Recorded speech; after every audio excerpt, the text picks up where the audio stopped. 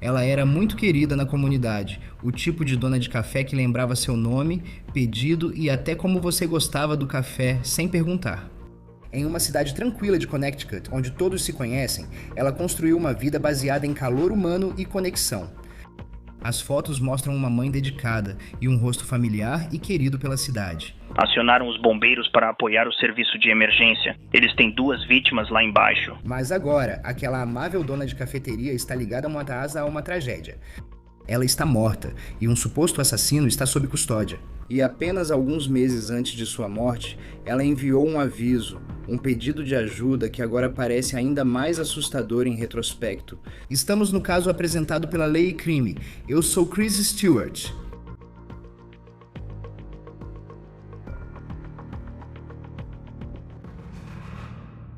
Carrie Stetson era o tipo de pessoa que tornava a vida em cidade pequena divertida, dona de um café charmoso em uma cidade tranquila.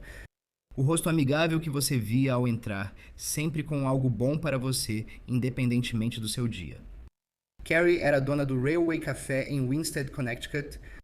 Está aberto para café da manhã e almoço em uma típica cidade da Nova Inglaterra, situada aos pés das montanhas Berkshire. População: apenas 7.700 habitantes. Quando você ia ao Railway Café, não só encontrava Carrie, mas por um período de tempo também encontrava o marido dela, Leon. Aqui está ele no dia 7 de março do ano passado, na página do Café no Facebook, com a legenda Especiais de Sexta-feira. Passe aqui e dê os parabéns para o grandão. Aqui está ele em 2022 dando risada enquanto experimenta algumas das sopas do cardápio, com a hashtag Raposa Prateada. Em casa, parece que Carrie e Leon criaram 3 filhos. Aqui está ele com a família em uma foto da formatura de um dos filhos, um momento de orgulho. E quando você olha para essa foto, quero dizer, essa família, eles parecem ótimos. Mas por trás dos bastidores e longe dos sorrisos das redes sociais e das degustações do cardápio, muitas coisas assustadoras aparentemente vinham acontecendo com essa família nos últimos meses. Temos registros judiciais que mostram que Leon supostamente teve problemas com crack. E o boletim de ocorrência que temos está com muitos trechos tarjados, mas uma testemunha aparentemente disse à polícia que havia conflitos entre Leon e Carrie há anos. E esse conflito teria sido causado pelo uso de drogas e infidelidade. Essa testemunha também disse, abre aspas, ele sempre teve a sensação de que censurado mataria, censurado. A situação entre Leon e Carrie aparentemente ficou tão ruim que, em abril deste ano, Carrie foi à polícia. Carrie conseguiu uma medida protetiva contra Leon em abril. Ele foi proibido de contatar Carrie e teve que se afastar da casa dela. Registros do tribunal alegam que, em 15 de abril, Leon foi preso por perturbação da ordem pública, descumprimento de medida protetiva e crime de dano em segundo grau. Foi estipulada uma fiança de $1.000 para ele e ele pagou 7%. Isso significa que ele teve que desembolsar $70 para sair da cadeia. O caso segue pendente nos registros online do Tribunal de Connecticut. Agora, no relatório de prisão que temos, a testemunha alega que Leon agrediu fisicamente uma pessoa cujo nome foi suprimido enquanto supostamente estava sob efeito de crack. Carrie tinha uma medida protetiva e continuou vivendo sua vida, continuou administrando o Railway Café. Menos de um mês depois, o Railway Café postou esta foto de Carrie. Ela ainda tem aquele sorriso maravilhoso, mesmo tendo acabado de passar por algo supostamente tão traumático quanto ser agredida pelo marido. Mas nesta foto, ela parece feliz enquanto comemora o Dia das Mães com seus filhos. Ao ver esta foto de família, fica claro que alguém está ausente em relação às fotos de anos anteriores. Claro, falamos de Leon Stetson. Agora, infelizmente, temos visto caso após caso que as medidas protetivas podem oferecer alguma proteção legal, mas muitas vezes acabam sendo apenas um pedaço de papel quando mais importa. Ele foi para a ambulância Northwest Medic 3. Vá ao encontro da polícia. 2 pessoas caídas. Prisões suspeitas para os 2. Não tratei de um deles. 2 pessoas caídas. Acreditam ser uma prisão. Essa a resposta. Essa foi a chamada enviada para os socorristas para irem rapidamente à casa de Carrie em 8 de junho às 21h41. Certo, pessoal, rapidinho. Gerir um negócio já é difícil, então por que complicar fazendo tudo manualmente ou usando vários aplicativos que não se integram? É aí que entra o nosso patrocinador Odoo.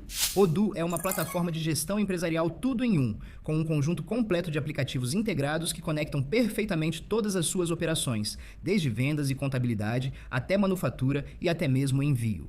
Odoo gera automaticamente pedidos de venda, faturas e contas de fornecedores com aparência profissional e elegante. Ele atribui automaticamente equipes de vendas, envia atualizações por e-mail em cada etapa e usa IA para gerar relatórios que auxiliam na tomada de decisão.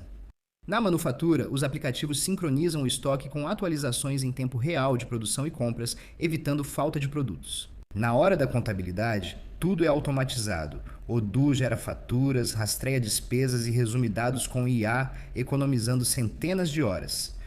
A melhor parte é que você pode escolher seus aplicativos e até criar fluxos de trabalho personalizados. Assim, tudo fica totalmente adaptado às necessidades do seu negócio. Leve seu negócio ao próximo nível consultando grátis um especialista da Odoo, hoje em odoo.com, odoo.com, OTC. Vídeo da cena no dia seguinte, conforme a WTNH, ainda considerada cena de crime, com fita enquanto a polícia investigava.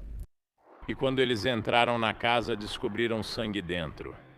O chefe de polícia local relatou que um familiar tentou contato com Carrie e, sem resposta por horas, foi até a residência.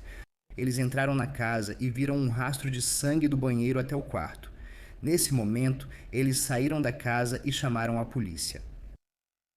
6-2, resposta rápida, paciente com respiração fraca. Agora, de acordo com os policiais, eles entraram na casa e encontraram sangue na pia de um banheiro no andar de cima. Então, quando eles entraram em um quarto, fizeram uma descoberta terrível. A descrição exata foi ocultada no relatório policial que temos. Mas a polícia diz que Carrie não estava respirando. Ela havia sido esfaqueada várias vezes no pescoço e no tronco. Leon também estava dentro da casa e ele também tinha ferimentos. A polícia afirmou que ele alternava entre consciente e inconsciente, sendo levado às pressas de helicóptero para um hospital em Hartford em estado crítico após um ferimento de faca. No dia seguinte, a polícia disse que foi informada de que Leon estava vivo e, além disso, estava consciente. Foto de fichamento dele, feita pela Polícia Estadual de Connecticut no hospital. A polícia foi informada de que, antes de chegarem ao hospital, Leon supostamente já estava ativamente escrevendo uma confissão. A polícia, neste momento, não está dando detalhes sobre o que Leon disse que aconteceu, mas ele contou aos policiais que tentou tirar a própria vida após supostamente matar Carrie.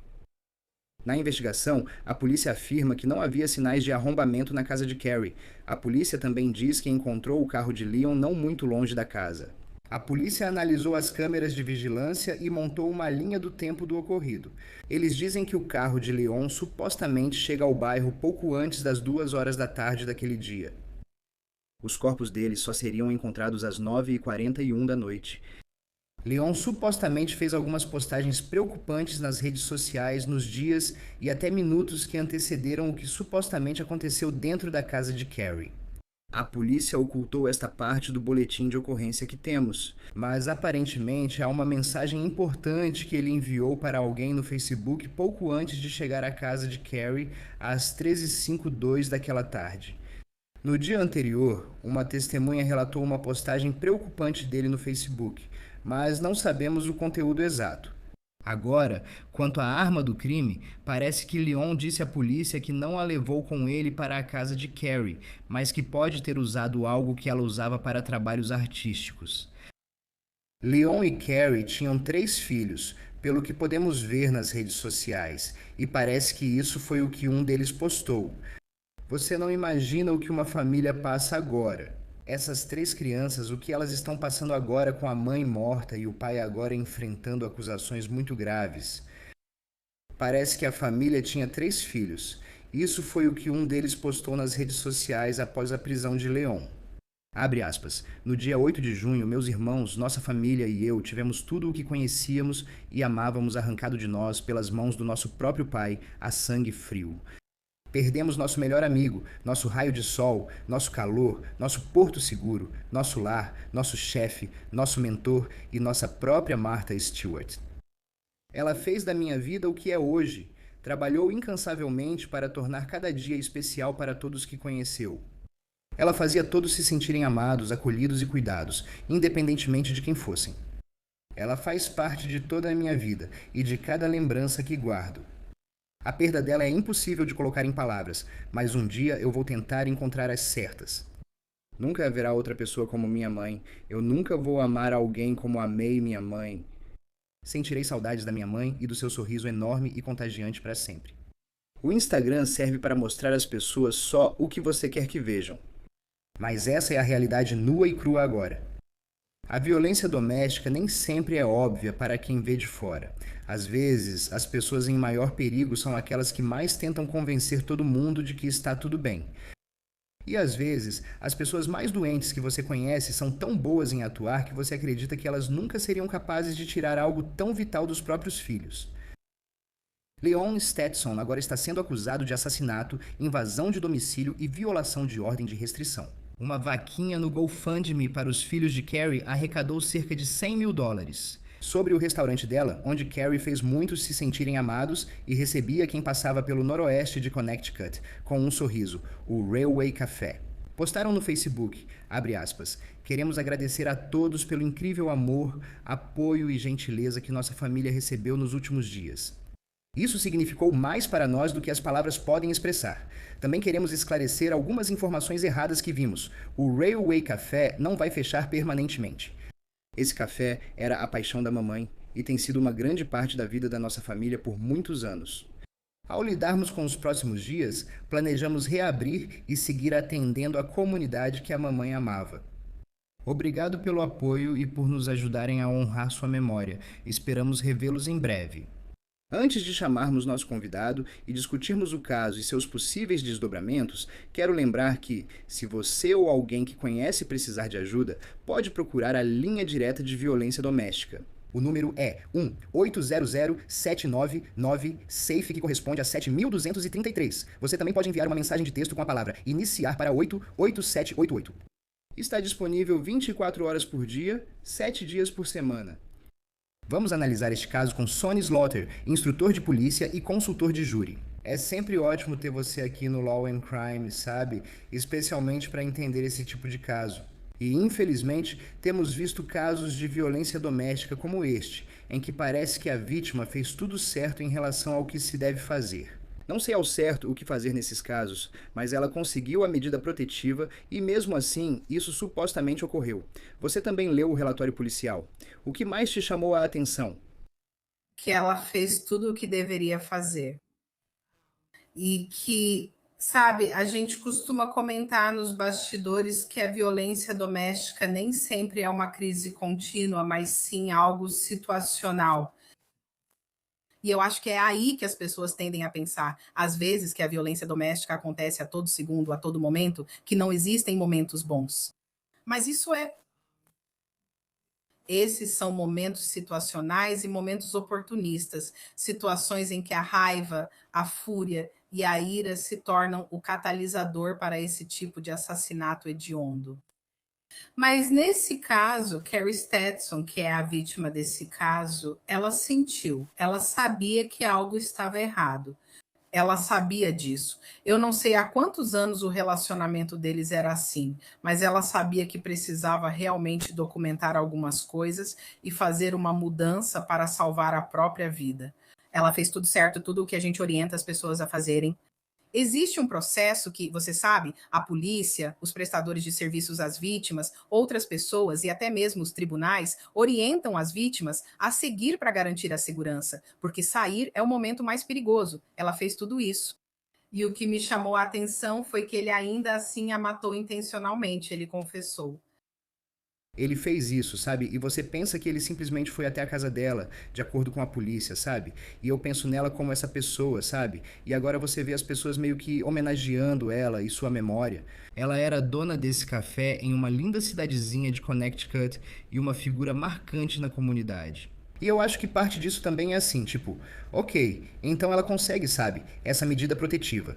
Mas ao mesmo tempo, é como, o que uma vítima de violência doméstica deveria fazer? Profissionalmente, ela é uma figura pública nessa cidade, de certa forma.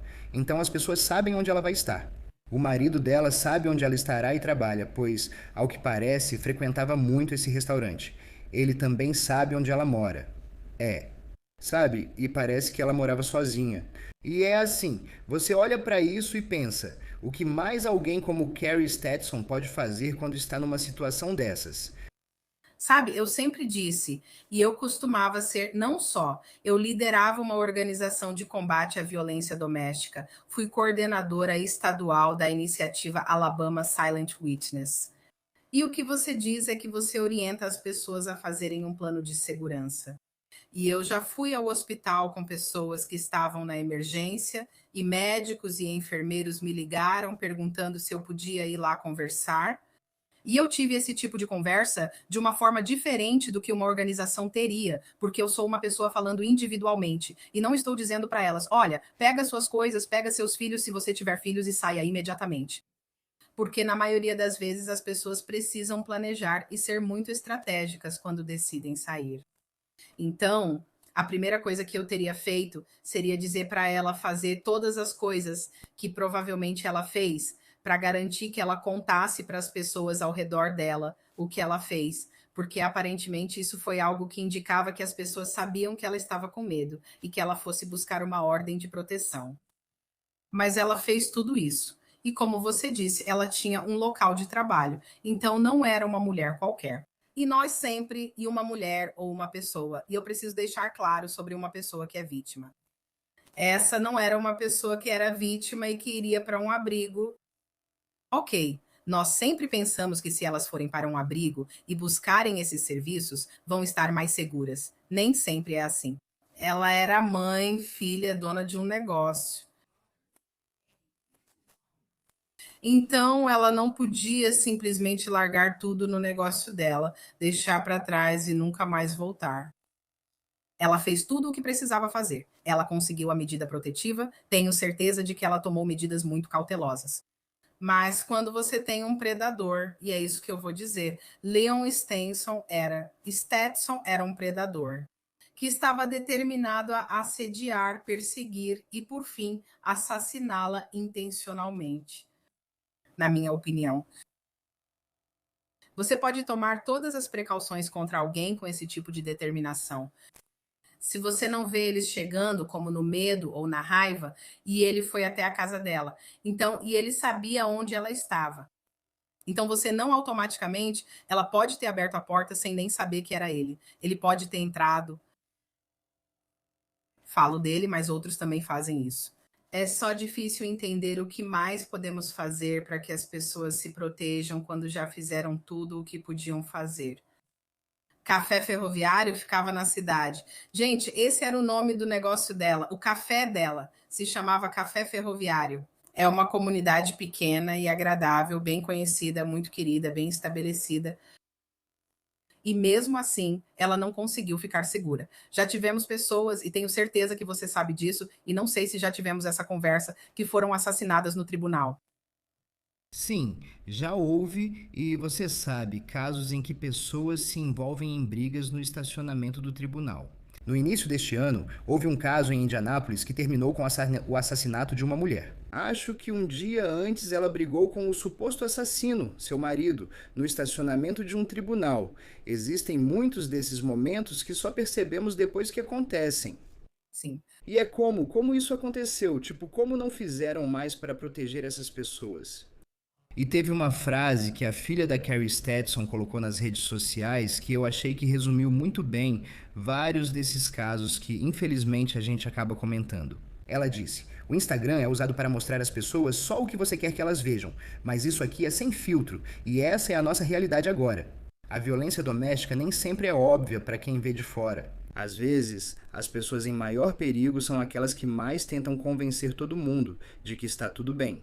Às vezes, pessoas muito doentes fingem tão bem que você acredita que jamais tirariam algo vital dos próprios filhos. E é tipo quando você olha para Leon Stetson nessas fotos no Facebook, ele está sorrindo, está tomando uma margarita, está experimentando as sopas. E você pensa, sabe, tem fotos de formatura. E aí vem as redes sociais, que todos sabemos, são superficiais. Mas tem tanta coisa sobre esse caso. onde, mesmo com os sinais de alerta que aparentemente ele tinha, onde estão alegando que ele era viciado em crack, aparentemente houve infidelidade no passado. Tipo, ainda parece que ninguém poderia ter previsto que isso era algo que iria acontecer. Exatamente. E eu não sei se temos algum indicativo. Sabe, quando eu postei sobre ele aqui no seu programa, alguém disse que poderiam ter colocado uma tornozeleira nele. A tornozeleira eletrônica teria indicado que ele estava em um local. Mas a verificação de um local e enviar a polícia para esse local a tempo nem sempre é a mesma coisa que impedir o predador de fazer o que ele está determinado a fazer. E as palavras das filhas de Carrie são tão profundas porque ali está a verdade crua e real. E como você disse, a realidade aqui nas redes sociais, as pessoas veem o que querem ver. E essa pessoa, esse assassino, suposto assassino, Leon Stetson, matou a esposa dele, que era muito conhecida. Então, ele fez isso e depois confessou, sabendo que não vai sair impune dessa situação. E isso mostra o nível de determinação que ele tinha, a falta de cuidado que ele tinha, não só com a Carrie, mas até consigo mesmo, com o próprio filho. Nada disso importava. E o que podemos fazer? Podemos continuar dizendo para as pessoas, vítimas e sobreviventes, seguirem o processo, fazerem tudo o que precisam para se manterem seguras e torcer para que isso não aconteça. Mas, infelizmente, isso vai acontecer de novo. Vamos voltar aqui novamente, porque não existe uma maneira perfeita de determinar quando e como um indivíduo como ele vai cometer o ato final. E é como se você até pensasse na parte da tornozeleira eletrônica. Isso me faz lembrar da história que estamos acompanhando agora de um homem chamado Lee Gilly, que foi acusado de matar a esposa em Houston. Ele está solto sob fiança. Ele está usando a tornozeleira eletrônica. Ele corta aquilo. Só perceberam na segunda-feira que ele fez isso. Agora está na Itália, pois fugiu atravessando o Atlântico. Parece que a tornozeleira eletrônica pouco adianta na maioria desses casos, só agindo após o ocorrido. Continuamos vendo que uma ordem de restrição pode ser inútil se alguém está decidido a fazer o que Leon Stetson é acusado de ter feito. Lá em abril, ele foi acusado de agredir fisicamente Carrie Stetson, e foi daí que surgiu essa ordem de restrição. Ele ainda está respondendo por essas acusações nesse caso. A fiança dele foi $1.000 e ele pagou 7%, ou seja, $70 e saiu. E é uma daquelas situações em que, comparado a assassinato, claramente ele nunca mais vai sair se tudo isso for verdade. Mas é assim, como você vê isso em diferentes estados onde você trabalha? Porque a fiança, eu sei, pode ser, uma questão de reforma da justiça criminal. Muitas vezes ouvimos histórias sobre fiança sendo injusta para acusados. Acho que ao ver Leon Stetson você pensa, por que ele foi solto? Exatamente. Com $70 depois de ele supostamente ter agredido fisicamente uma mulher, e a gente vê esses casos tantas vezes em que ordens de proteção simplesmente não servem para nada. E esses $70 nem são os 10% que normalmente são exigidos, porque geralmente é 10% do valor da fiança da pessoa. Eu acho que em tantos casos de violência doméstica, eu simplesmente não acho que essa fiança, ou até mesmo o conceito de fiança, seja adequado. Em muitos desses casos, onde sabemos que o comportamento é intencional e grave, essas pessoas conseguem pagar a fiança, saem e ficam livres até o julgamento, sem sofrer nenhuma consequência real. As tornozeleiras eletrônicas, já vimos muitas vezes como muitas delas são retiradas, ou mais grave ainda, como você e eu sabemos o que acontece. A tornozeleira eletrônica é cortada, ou ninguém nem percebe que a pessoa sumiu, porque ninguém está monitorando a empresa responsável pela tornozeleira, e aí a pessoa fica por aí fazendo o que quiser e depois volta. Quer dizer, eu simplesmente não sei se temos alguma solução de verdade. E especialmente nesse caso, que é como ele pôde. E tenho certeza de que não é a primeira vez que ele põe as mãos nela. É só a primeira vez que ela já não aguentava mais. E é geralmente isso que acontece. Não é o primeiro incidente físico que faz alguém buscar uma medida protetiva, mas geralmente é o último incidente, quando a pessoa já chegou ao limite e diz: chega, e eu não vou mais passar por isso. E se for a primeira vez, elas querem que seja a última vez. Ela simplesmente morreu de forma absurda. Ela morreu, e vendo o que foi alegado até agora, apenas com base nesse boletim policial com muitos trechos ocultados. Então há muitos espaços em branco, literalmente, que precisamos preencher conforme analisamos isso. O que me chama a atenção no relato da polícia é a ausência de arrombamento. Fico pensando se a porta estava aberta ou se ele entrou. Isso ocorreu por volta das 2 da tarde. Ele chegou ao bairro onde Carrie Stetson morava. Segundo o relatório policial, ele afirmou ter usado uma ferramenta que ela utilizava para trabalhos artísticos. Então, não é como se ele tivesse levado uma suposta arma com ele, talvez. Mas é tipo, como isso entra na equação, sabe? E também, se ele realmente confessou isso, Sim. quanto isso realmente importa neste ponto? Porque ele vai passar o resto da vida na prisão. Sim, acho que ele também está na casa dos 70 anos. Sim. Você simplesmente continua, e em muitos casos vemos sinais de alerta anteriores, mesmo que ele fosse viciado em drogas. Connecticut não tem pena de morte, e isso não é um debate sobre o tema. Mas você fica se perguntando, tipo, qual é o próximo passo no processo legal disso, sabendo qual provavelmente vai ser o resultado. Considerando o fato de que ele confessou o que supostamente fez com Carrie Stetson. Eu não acho que levamos essas coisas a sério o suficiente, ou que alguns tribunais as levam a sério o suficiente. E olha, eu já fui membro da Rede de Direitos Humanos dos Estados Unidos. Eu sou totalmente a favor dos processos e de garantir que pessoas que não foram condenadas também elas têm direitos constitucionais. E nós precisamos entender isso. Mas, em alguns casos, não estou dizendo que devemos ignorar os direitos constitucionais deles, mas precisamos ter outras medidas para garantir que esses indivíduos não possam cometer o tipo de crime que ele cometeu. Agora, ele era mais velho que ela, acho que por uns 10 ou 12 anos. Já ouvi falar, mas não tenho certeza. Então, o que ele tinha a perder? Ele estava sob efeito de drogas, supostamente. Ele estava sob efeito de drogas. Ela obteve uma ordem de restrição. Tenho certeza de que ela avisou as pessoas no restaurante e na região que ele não podia ir lá. Então ele foi até a casa dela. Agora, o que não sabemos, porque o relatório policial teve tantas partes suprimidas, ele bateu na porta? Ela permitiu que ele entrasse sem saber? Ou, como você disse, ela deixou a porta aberta? Acho que ela não deixaria a porta aberta, mas ele pode tê-la batido. Ela não percebeu quem era, pensando que, claro, ele não iria até a casa, provavelmente. E isso foi em plena luz do dia, e ele a matou. Ainda precisamos seguir o processo. Ainda precisamos garantir que as pessoas estejam cientes de que precisam se manter seguras, mas é necessário tomar ainda mais precauções em um caso como esse. Sim, é que, como você disse, infelizmente, provavelmente falaremos sobre um caso assim de novo. Vejo isso nos comentários. E muitas vezes, quando olho para essas histórias, eu mesmo sinto que às vezes parece que o esforço do tribunal é proteger mais a pessoa acusada do que a pessoa que é a vítima. E eu sei que provavelmente há pessoas por aí, advogados de defesa que poderíamos trazer, que iriam discordar disso. Mas eu acho que, sabe, esse é um daqueles casos em que você realmente se pega pensando nisso. Simplesmente um caso horrível vindo de Connecticut. Sunny Slaughter, instrutora de aplicação da lei e consultora de júri, é sempre um prazer tê-la no Law and Crime. Obrigado por participar. Muito obrigada por me receberem. Isso é tudo para o caso apresentado pelo Law and Crime. Inscreva-se no nosso canal no YouTube e no Spotify. E agora também estamos transmitindo no Peacock. Eu sou Chris Stewart. Nos vemos na próxima vez.